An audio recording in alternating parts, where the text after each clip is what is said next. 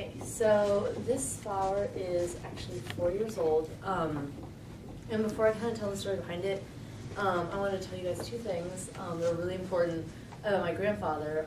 The first thing was that he was a devout Lutheran pastor, and his father and that father before him were all Lutheran pastors, and he was really, really dedicated to his faith. And I think that's what kind of brought me into my faith right now. And he baptized me, and he married my parents.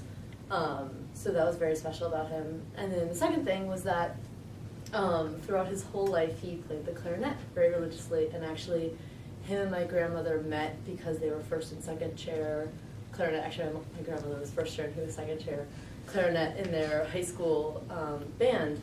And they met that way, and they kind of fell in love. And that was always something that they held very close to them.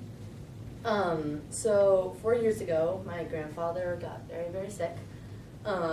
He was already, in his late 70s, and he developed pneumonia, and he broke a rib actually from coughing. So my dad would go up and visit him multiple times. He would go about every other weekend. He'd go up. It just became something that we got used to. My grandfather lived in Wisconsin, so it was kind of a rough trip that he had to make, but he did. So finally, one Sunday, we get a call, and my dad, talks to me on the phone, and my grandfather had just died. And I remember I was confused at why I was so upset, because I hadn't seen my grandfather in about 2 years at that point, because my parents didn't want me to see him like that, because they wanted us to remember him on a different way. My grandfather used to run marathons and stuff like that. So I was weirdly really, really upset, and I started crying and everything. But this was 4 years ago, so I was only 14, and it was the first time I remember ever actually having someone that I knew really closely have died. So the next week we went to his funeral, and it was in Wisconsin, and it was in the middle of January, so it was absolutely freezing, snow everywhere, but of course the snow doesn't matter, so everyone the snow plow was in front of us, and the wake towards the memorial service. The memorial service was really, really beautiful. I played the flute, my cousin Audrey played the violin, and my sister played her clarinet, and we did a trio of On Eagle's Wings, which was my grandfather's favorite hymn. I remember it was the first time I ever saw my dad cry, and that was something that was really strange for me at that time, because I'd never seen that.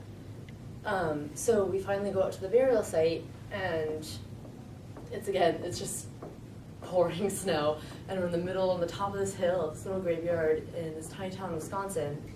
And before the casket is lowered down, my grandmother, who by this time she'd already developed pretty serious Parkinson's, and so she couldn't really articulate really what she wanted to say, but she asked all the grandkids to come up, and we each took a flower from the top of my grandfather's grave. There were 12 flowers that were all the same type, but they were different colors and everything, so it was really, really colorful. And she told us that we were supposed to each take a flower from it, to remember the day. So I took mine, and it was pink. It used to be pink. You can't really tell. And so after they lowered the ground, I took my flower home, and I've kept it all these years, and it's kind of fallen apart. The petals are all still in there, I think. But it's just important to me because, one, it's pretty much the first time I've ever had to deal with death. When my grandmother died a couple of years later, I was actually in China, and my parents didn't tell me until I got home. So it's the only funeral I've ever been to with my grandfather's, and I didn't really get to experience my grandmother's death because I wasn't around, and they didn't even tell me. So that's important to me, and also it's a memory of my grandfather and who he was, and it's a tangible object that I can hold on to now.